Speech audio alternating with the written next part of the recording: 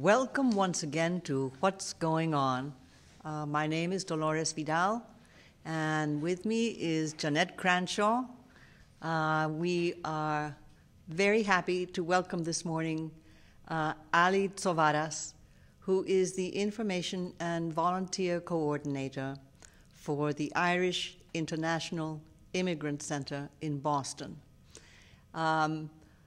Jeanette and I remarked upon the fact that we were ignorant about the very existence of such an organization, but as we have been speaking with Ali prior to starting this program this morning, we are fascinated by the amount of activities that are carried out at the center, and we will hear more about that.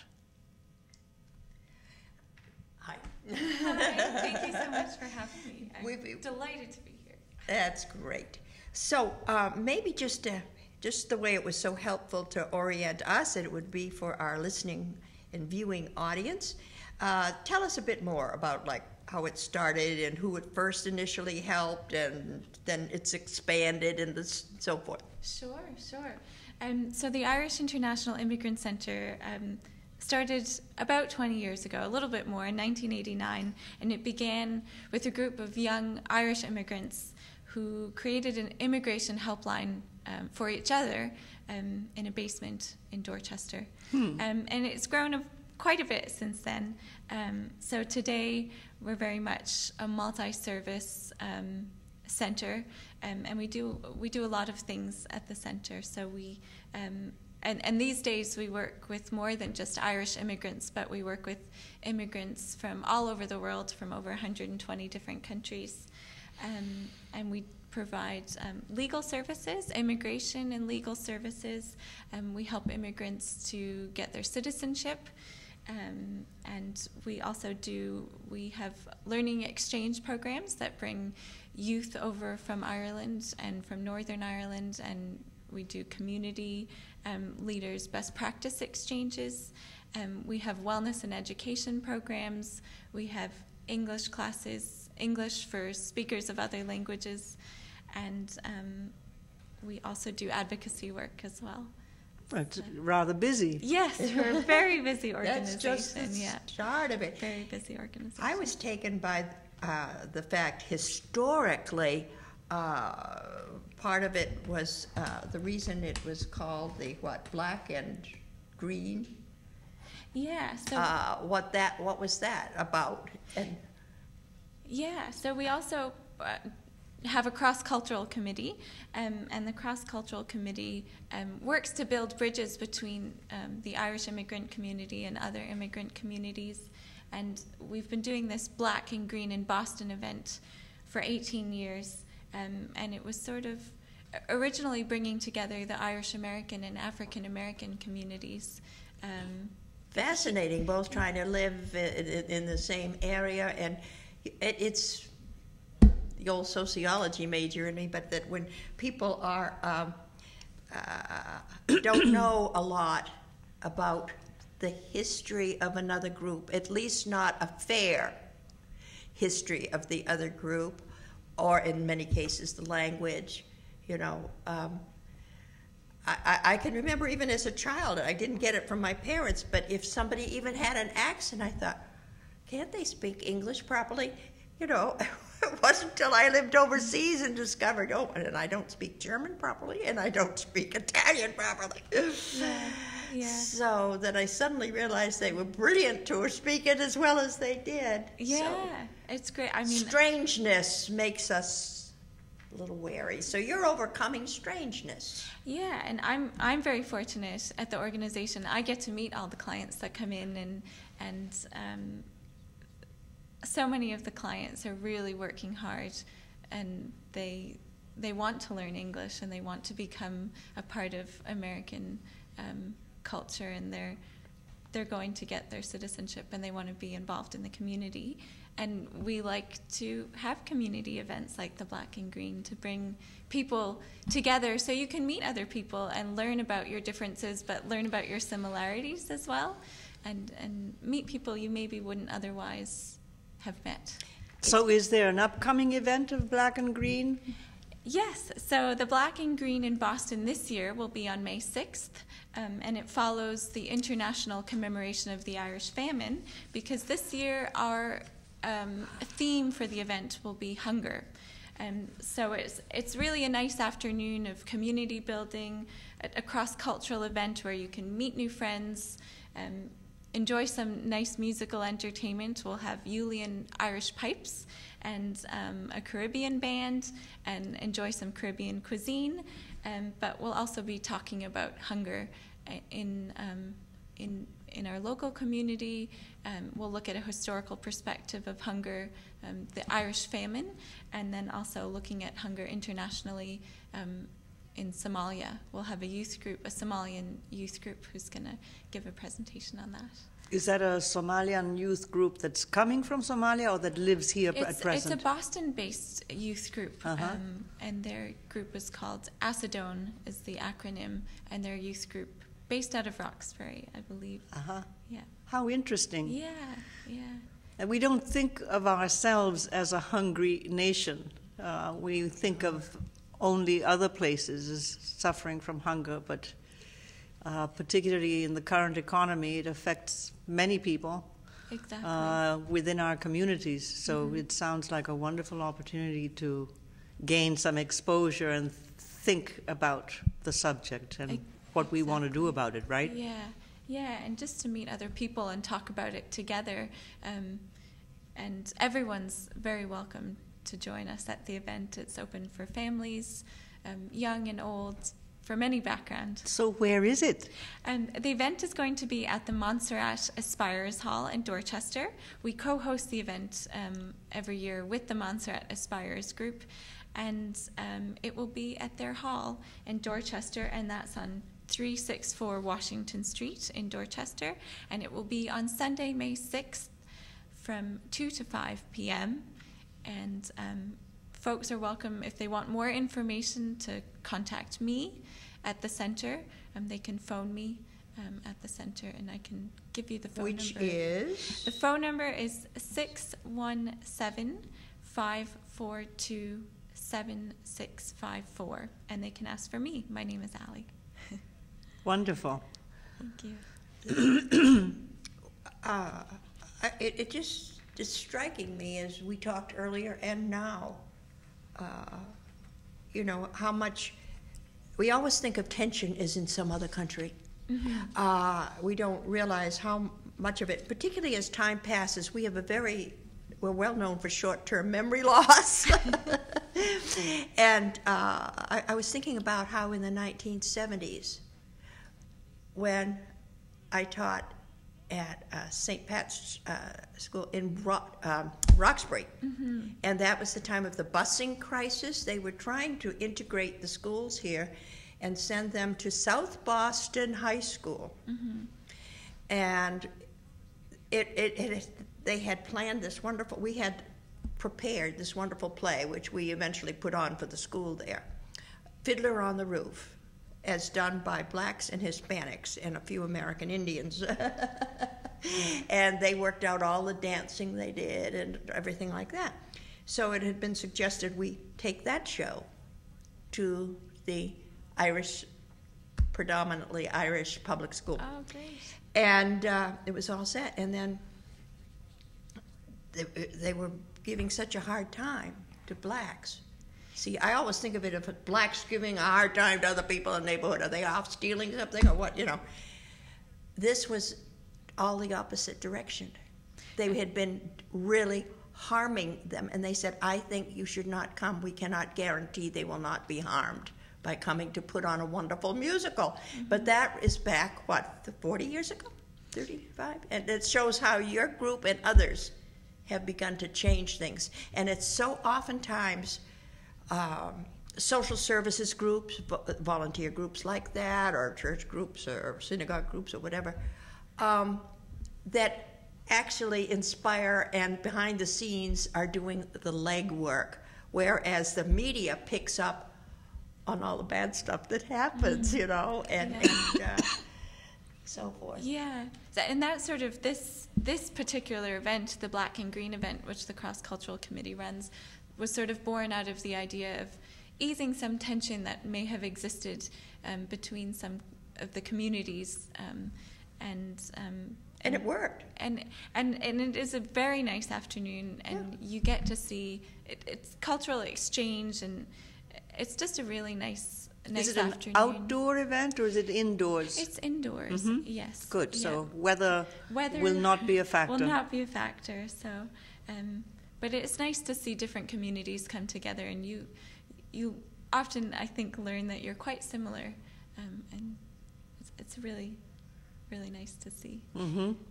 Since for a couple of minutes to maybe stick with the topic of hunger, are there things that you could help us all know about? For example, one of the sheets I had hunger then, hunger now, hunger here, hunger there. Back when, and then causes of famine now. Yeah, right. So we wanted to look at hunger from a historical perspective.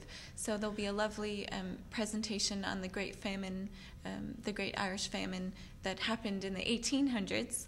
And then we hope that might shed some light on the hunger that exists today in our own country, but also across the world. And Somalia is facing severe famine and drought these days, and we hope to bring some awareness to the fact that it still exists today. Africa has had such a hard time of it all along. Yeah. What are some of the other countries in Africa that they've had so much warfare? Uganda. Uganda, earlier on. Lots of them, a lot of trouble. And so. I think talking about the fact that hunger exists in our own community shows that I think that goes to show that hunger probably exists everywhere in the world, and it's something maybe we should be aware of. Maybe. I mean, I sometimes watch, or quite often, PBS will add some of this type of thing, and they were saying about the hunger in our own country, and it was the Boston-based show, so they were telling about how much hunger there is. I mean, what with people losing their jobs, you have to go out and buy food. Yes. Or that you're losing the roof over your head and things like that. Poverty, the problems of poverty. Yeah. And so therefore, where this is an election year,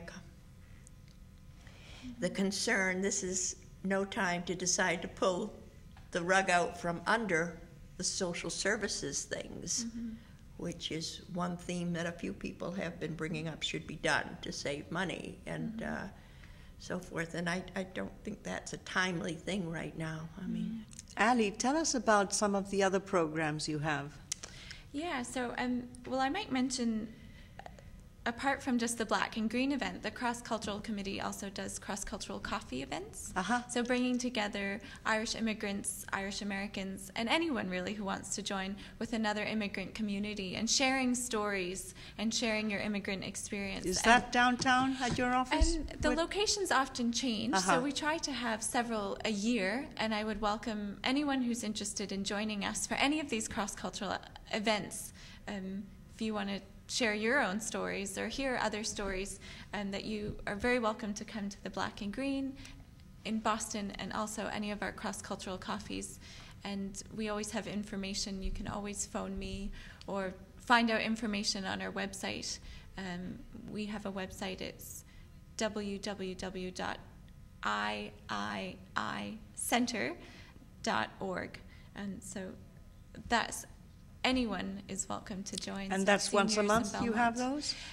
We aim to have them as much as we can. And last year I think we had 4 coffee events. But we do a number of other programs in the center, so for immigrants, but also for folks who maybe have been here for a while, or American folks. We do have a number of other programs, and we do English classes for speakers of other languages. And we do exchange programs. Do you ever do things that show like Irish dancing? I love it when I can get it on television to see that Irish step dancing and stuff. Have you ever had something where that's part of the entertainment? Yes, yeah, we've had Irish step dancing. I want to say we had Irish step dancing we've had it at Black and Green in Boston before, and we have an annual fundraising event. Our big gala is once a year, usually in December, and we usually have some Irish dancing, Irish pipe music. It's very lovely. So how are you funded? We're funded from a number of different sources. The Irish government is our largest funder, and they're very generous, and they've been very generous over the years, even as their economy is doing poorly these days. But we receive grants from a number of foundations and other individuals, and donations even from our clients who come in and use our services. Anything helps. That's great. Yeah. It sounds like a wonderful opportunity to expose oneself to cultures and ways of thinking and ways of sort of struggling through life. Absolutely. That we otherwise wouldn't have any exposure to. It's sort of absolutely. Something to be gained from that, as well as Yeah. looking at a potential prospect for helping people. Yeah. Very interesting. Yeah, and I'm quite fortunate that I meet so many of our clients, and I've met people from, I can't even count how many countries I've met people from, but it's really a lovely experience to meet people from all over the world, from Ireland, but from really everywhere. I have here before me something you gave us that we could look at called our programs. And is there anything from this I think probably have not covered yet that you'd like to tell us a bit more what it is? Counseling and case management, or immigration services. Yeah, so we offer legal services to immigrants from all over the world. So if immigrants had any legal questions, we have a number of attorneys on staff, and we offer free legal clinics in Boston and throughout the community open to immigrants. And we help immigrants get their citizenship. So for folks who want to apply for citizenship, we help them through that process. We have a course to help people prepare for their exam, and we help them with their paperwork. And those are pro bono legal. There's no fee for the person who's seeking the services? So we do have our legal clinics around Boston where you can have a consultation. We have wonderful volunteer attorneys and staff attorneys that offer free consultations. And then if we take clients on to represent them, any fees would be very, very low, and certainly dependent on someone's income. So we're a nonprofit organization, so we aim to assist people regardless of their ability to pay for services. I see here on learning exchange programs, like Irish work and travel visa sponsor or summer visa work. I remember how for years and years at the place we go in the Cape at the summer, a Motel Village, all of the help for the summer were girls from Ireland. I wondered if they had gotten it through you, or to hear of, does your organization, if they hear of places that would like to hire summer help? Or? Yeah, that's great. So we sponsor a year-long visa that brings over students from Ireland, university students, graduates, to do year-long placements, internships here, and they gain experience, and they take that back to Ireland with them. So we're always looking for organizations and businesses that want to hire students, really well-qualified Irish students, for a year to give them some work experience in the United States. But then we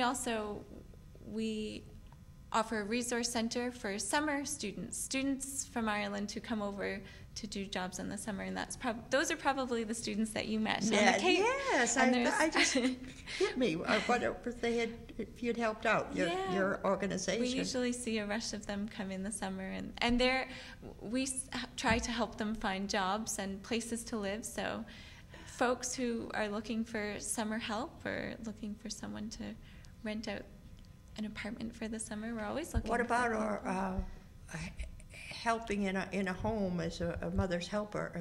So many times women have a child, but then they want to or feel they ought to be going back to the work they were trained for. So a lot of people like having a nanny. Yeah. And I'm sure the students that come over for the summer, they're looking for summer jobs, so I'm sure that's something that a number of students would probably be good at interested too. In. Yeah, because there wouldn't be the language barrier. No, that's of course the toddler's coming along in a Greek American family would start talking with an They Irish might get the Irish brogue. brogue. Ali, I want to thank you very much for being with us today. Thank you so much for having me. Absolutely. It's been my pleasure, and I hope that some seniors in Belmont would be interested in coming to some of our programs, or if anyone's interested in volunteering at the center. We're always looking for volunteers. Well, we have your contact information, Yes, you and do. we're making it available. So Excellent. I think that's a wonderful thought, because Yeah. we need to participate. We want to participate, and we ought to participate. So That's great. And it's this is often, we often take a moment to sort of emphasize the help or interesting programs and things as senior center or senior citizens in our town could help with. And, you know, it's really interesting because so many of us that had full-time jobs elsewhere and are now retired have the time to do like this show or things in the town or whatever, and so you might even get some older folks. Would be great. I would be very happy to work with some seniors or retired folks. Yeah, that'd be lovely. Thank you very much, Ali. Thanks again. It was nice to be here. Until next time on What's Going On?